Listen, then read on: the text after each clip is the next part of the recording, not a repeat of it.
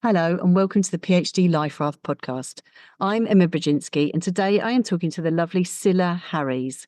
We are talking about developing your research leadership. We talk about that both within the PhD and then potentially beyond. And we also touch on why you should see yourself as the David Beckham of research. So I do hope you enjoy this episode.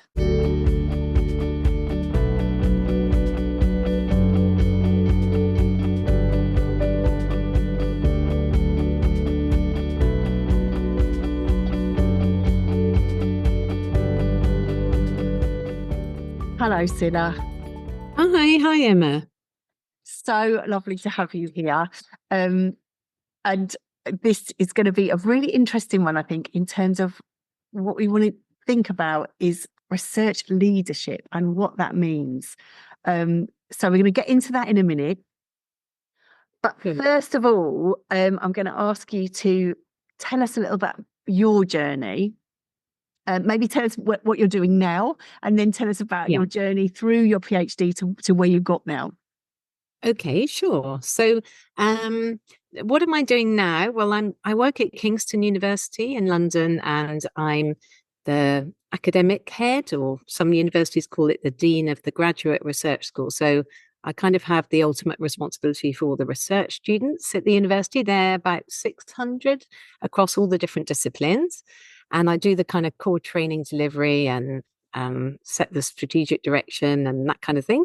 And then I'm also head of research and development for the academics at the university.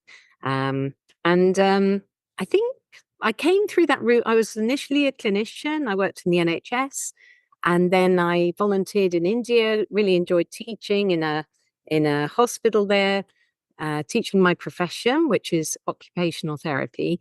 And so I signed up for the first master's in my profession and got myself into academia and started teaching occupational therapy students at Brunel University. And I kept on applying for research funding awards and then having different ideas for projects. And that led me into applying for my PhD. So in terms of my PhD, the actual topic was how do occupational therapists prioritize referrals to community mental health teams? So how do we learn from people who feel they're making a good contribution to the job?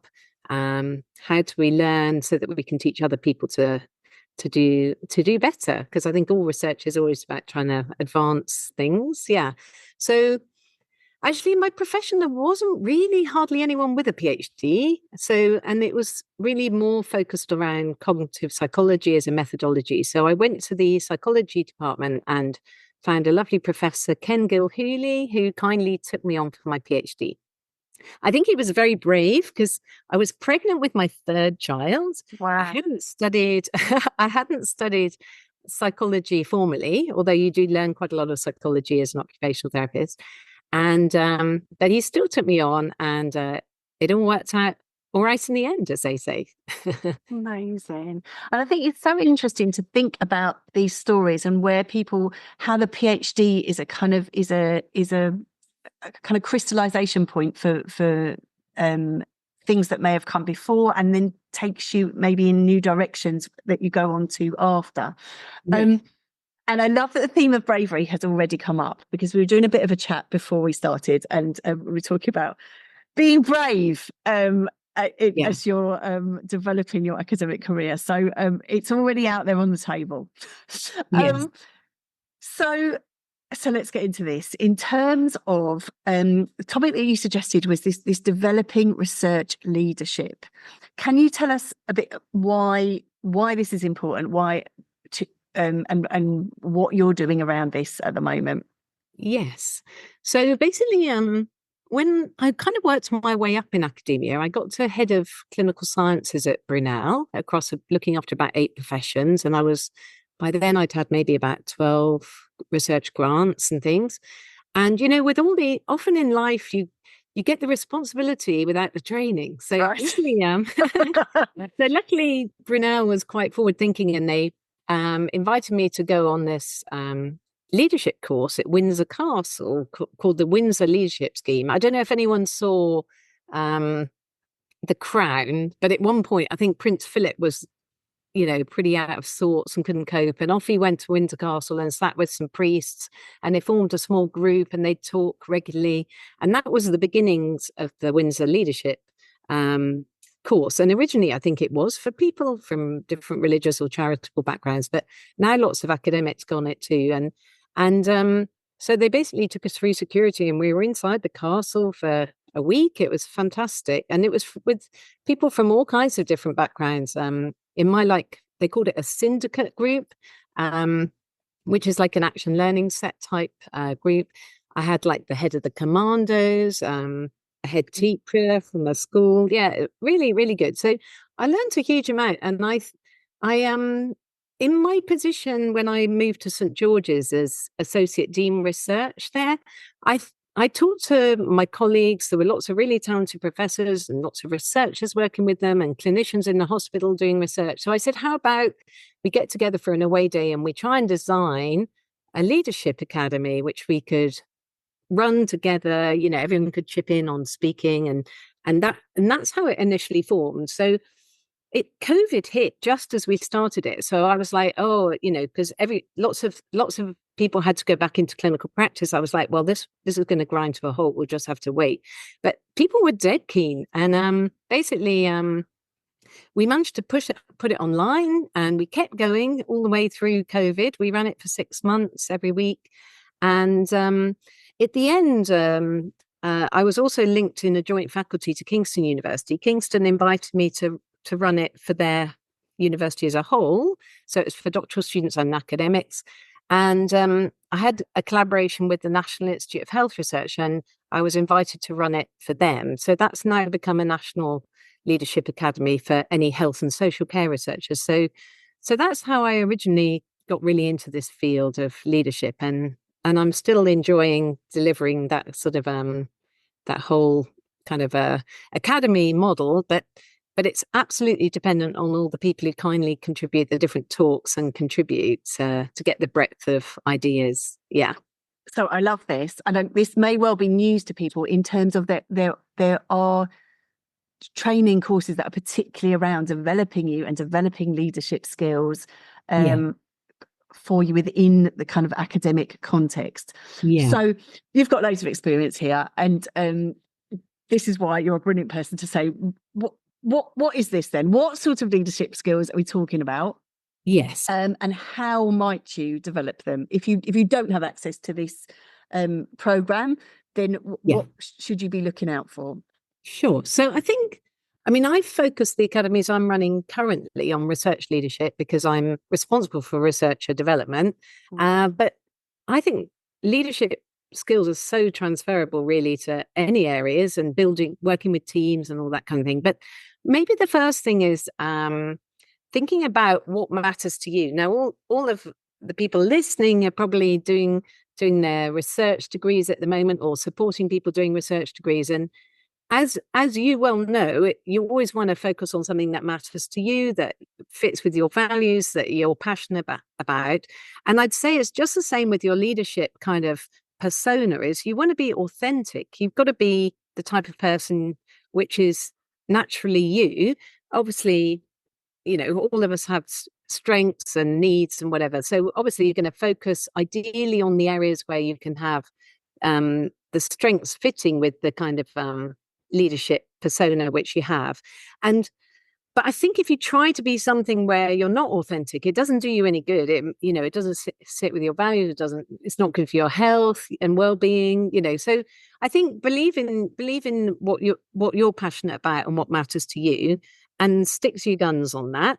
But I'd say in the world of research, working with other people and building collaborations and networking is super important. It gets more and more important as you go on through your research, different activities and careers. So you have to also develop really good skills at being collaborative. And so I'd say, first of all, how could someone find you? What kind of presence do you have out there that people are aware of you? So some people might use LinkedIn, they might follow people and comment, or they might put different posts up. They might have podcasts, all kinds of different opportunities. I mean, lots of people are more expert than me on this, but just think about, how are you portraying yourself? Make sure you're authentic to your true persona, and just think, how will I attract people to work with me? And then, because if you don't really have an online presence in any sense, it's very hard for people to find you in order to work with you. So I think being known for something, that's also key. So as you're gradually working out what you're interested in, you want to kind of build some knowledge and expertise. And for those of you, when you get to your Viva, your PhD supervisors will probably hope that you'll know more about the specific topic you've studied more than they do, because, you've spent years on this topic. So you want to be known for something you really enjoy and are passionate about, which fit with your values, and make sure you're kind of out there in the world so that people can find you. You're kind of engaging with the discussions on your topics and things like that. I think another factor which kind of links in is a bit about, I think one tricky thing when you're a PhD student, I've supervised quite a few, and it's always hard, isn't it? Because your supervisors, you're probably going to have at least two, and you might ask for other people for advice along the way. They're always going to have different points of view. And that is just the way it is. Everybody's perceptions of issues or concepts or theories can vary, because we're all human, and everybody's had different life experience, have different world views. So it's bound to be the case that people have different perspectives and share those with you in different ways. So I think as you build your research capabilities, just be really aware that it's absolutely fine for people to have different points of view. So when you're discussing ideas, although you're going to be passionate about your own ideas, you have to be super respectful of everyone else's ideas. So, I mean, of course, if it goes into the domains where, it's like illegal or something like that, it's not really going to be something you can support, and you'd want to set some boundaries. But I think in general, it's healthy to have those discussions and those debates, and just to feel okay with that you can put forward your points of view, you can listen to other people's points of view, you can recognize and understand that people will have different perspectives. And above all, try not to fall out with people, because the world is actually quite a small place, and you never know when you're going to come up against those people in the future. If they're in your field, you might find they're on an interview panel for a job you're going for. They might be part of a team putting in a bid together. They might be receiving a reference for you. And if they're kind of like, oh gosh, that's that person who was so difficult to work with because they never listened to us, or they kind of always push their own point of view as the only one, then it's going to be quite hard, I think, to make your way in terms of collaboration. So I think that's another factor. Just be a little bit more savvy around being respectful of everyone's views, listening, debating, discussing, without it getting personal. Just trying to be really super professional about that and recognize that's all healthy. Yeah. So I think this sense of what I'm getting from this is this research leadership, because it sounds like it's kind of this professional development thing, but actually it's from day one, isn't it? In terms of just being yourself, yes, and believing in your research, like you say, being authentic.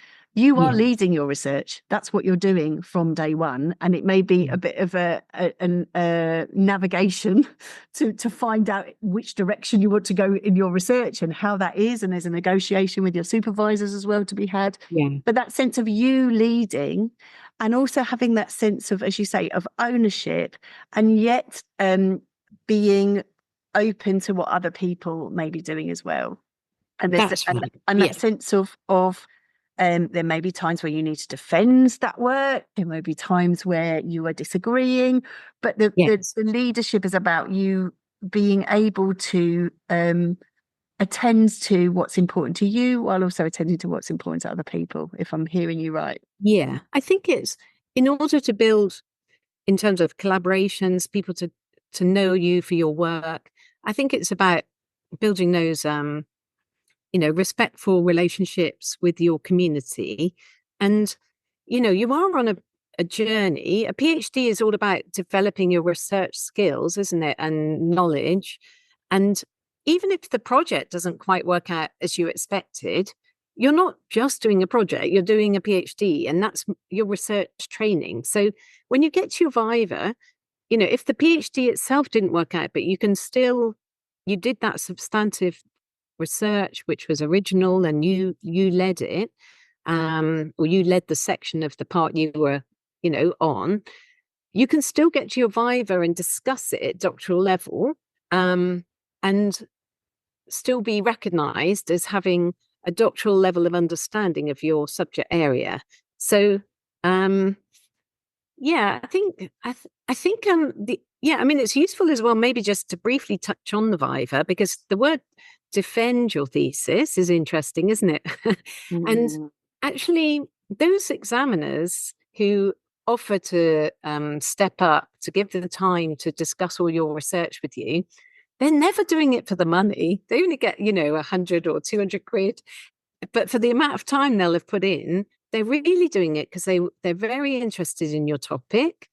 That's why they've agreed to take on the role of examiner.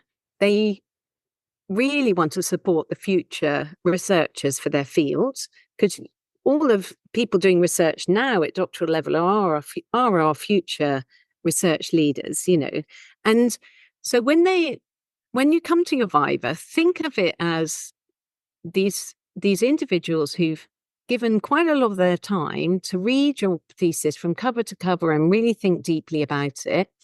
Probably they'll have done it, on their weekends and things like that, getting ready. They might have traveled to your university for the Viva, and look forward to a really interesting conversation with people who have an interest in your field.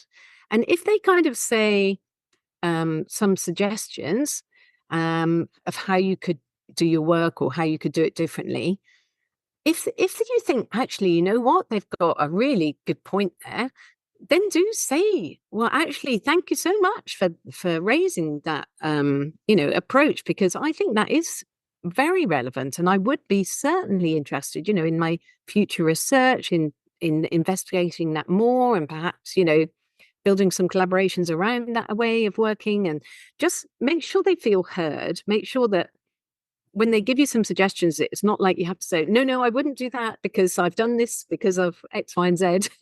You don't have to always be defending everything to the last nth degree. But on the other hand, if they're saying something like, well, why did you choose that approach, or something, if you want to give your rationale, because you want to demonstrate that you've been thoughtful and you've carefully developed your ideas, not just pick them out of thin air. So you certainly would explain the reasons why you chose that approach was X, Y, and Z, and it had the benefits of this and that. And you might mention about some other approaches you did consider, but just be a little bit careful with that, because sometimes that's, digging a hole for yourself. It's sometimes safer to stick with why you chose to do something because of the benefits of that. Because no research is perfect. They're not going to expect your research to be perfect. There's always pros and cons to everything. So you've made your best judgment at the time, and you can always reflect back on that. But just that issue about valuing what your examiners talk to you about and making sure they feel heard. You definitely don't have to defend every single thing, if that makes sense. Makes absolute sense. And I think that this sense of research leadership doesn't mean that the research has, your leadership is not assessed on how perfect the research is. Your leadership might be seen in terms of how you navigated the difficult moments, or how you attend to, as you say, the questions that you're asked, how you respond to that, and how you sit in your own wisdom, what you know about this material, and how you can be open to other perspectives on it. That's right. Yeah, I think that shows maturity in your understanding of research, that there's all these different approaches, and there's, as you say, no research is perfect. You and often you're trying things for the first time. That's where the originality comes in if you're doing a PhD level research project. So yeah, and I think it is hard doing a PhD because it's really the last time that you probably have to very independently do the project, leading it from the front yourself. Yes. In the future, you can do everything collaboratively if you want to. And actually, to get funding awards nowadays for research grants, really collaborations or interdisciplinary working, they're very highly valued. I mean, different funders have different expectations of what they're prepared to put their money into. So if you've got something a bit outside the box and a bit more risky, often the charities or Wellcome Trust, those types of ones are great because they like really unusual research, and they like kind of really creative innovative topics and things. But because it's charitable funding, they of course they're accountable, but it's not taxpayers' money, and where they have to stay sometimes a little bit more mainstream on the agreed challenges which they will fund, etc. So different funders just have different angles on how they can spend their money. Yeah. So I think this is it's taken us into this and another sort of subject really, but this sense of ultimately this leading of research may take you to a place where you are heading up grant proposals and you are looking to develop projects. I am aware that we're kind of almost out of time, but I wonder if I can ask you in a couple of minutes to give us some ideas about that, if people are looking towards that in terms of what that experience might be. Yeah. So well, one thing I'd say is there's been a bit of a shift in the research funding arena, in that it was the biggest thing they looked at when they were checking out whether you were suitable to be leading a research grant or something, is they primarily look at your track record for funding and other grant management, do you deliver the outputs on time to budget, etc. But there's been a bit of a shift because it's been recognized that to be a good research leader and a good researcher, really, we really want people who'll look after the future generations and help other people. Sometimes they phrase it, help other people up the ladder or whatever the phrase is. And I think, so UKRI, which fund all the big research councils, they now have a new type of CV called a narrative CV. And one of the 4 sections in the narrative CV, it's what you've done to contribute towards helping others develop, and what how you've gone about that in your experience or in your career to date. So, and that gets a lot of points now because they want to fund people who are going to involve other people and help them along the way and create the future capability and capacity for research. So I think developing your ability to nurture others' research is something really important to think about. And I'm sure lots of people listening already do that kind of thing. But how you learn to be a good mentor or a coach, you might have some kind of schemes within your university which will help you train as a mentor or a coach. Like there might be a peer one for your grad school. There might be like one for people from diverse backgrounds, which you can take part in. But I think learning how to support others and to give back is a really important skill to develop in yourself if you would like to be on that kind of journey as a research leader. And definitely now for for future funding awards, they look at that as part of the criteria to give research funding awards to research leaders. So that's one point. I think the other thing is just you do have another aspect of being a good research leader is you have to have some credibility, and that partly comes through gaining experience and building up your knowledge on research. So sometimes you might be part of other people's teams or just having a specific small award which is local to your discipline or your university. That's where people start, and then gradually you build up. So you can't suddenly jump to running a massive grant on your own. Sometimes they have an experienced person with you as a co-applicant, and they are specifically there as a mentor. So you can take on bigger projects, but just build step by step to get your credibility. And then you do need to spend a bit of time in your field looking on, probably online or going to lectures and things, just learning about what are the kinds of topics that get funded in your field, and what are the current, who are the people who currently get funded? Can you contact them? Can you ask to join as, a kind of honorary member of their research group so you can go along to some of their events? Sometimes when I interview people, I ask, if you had to pick the place that's best at doing research in your field, where would it be? And what could we learn from how they do it that you might like to help us implement here? So just, you do have to invest a bit of time in building your expertise on your own topic areas, but I'm sure people are in their in their PhDs. Yeah. Well, I think that's the thing, isn't it? It's stuff that you will be doing already, but maybe just a bit more mindfully. And I think the good news here from what you said today, in terms of, to be a good research leader, you need to be authentic. So be yourself and be a nice person, help other people, and just be aware of what's going on in the field. Because I think that sense of drawing on the stuff that's already happening, that it doesn't necessarily need to be a whole nother level of stress for you, but the sense of that there are processes that are going on that you might just be more reflective on, that will mean that you can be strategic as you go forward, because strategy is important, right? You can gradually get more strategically savvy, and I mean, as we talked earlier, I was thinking perhaps we should open up the Leadership Academy we run at Kingston for other people, because actually there's no problem nowadays with online. It's quite easy to scale these things up, isn't it? But yeah, I sometimes do talks about how to be strategically savvy. We have other speakers on building your ability to be collaborative, be authentic, develop your nurturing capabilities, and develop your track record and things, but alongside developing your nurturing abilities. It's not the be all and end all anymore. So Gorgeousness, right? I am super aware of time now. So that sounded like a list of top tips, because I do ask for a top tip at the end. I wonder if you have a favorite top tip that you would like to leave us with.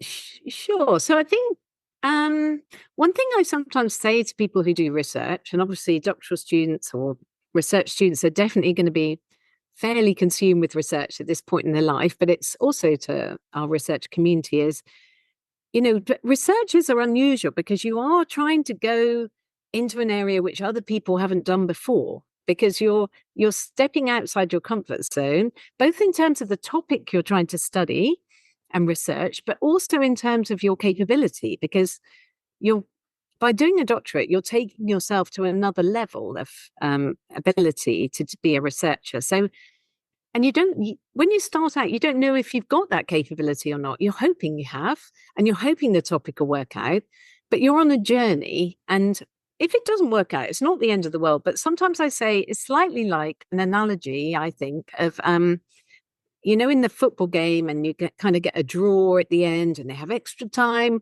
And if they're still drawing, they have penalties. And we all are, especially in England, we're always like, oh no, we're not very good at penalties. But basically, those people who have to step up and take the penalties, I think researchers are a little bit like penalty takers, because they have to be super brave. They don't know if it's going to work out and they're going to score a goal.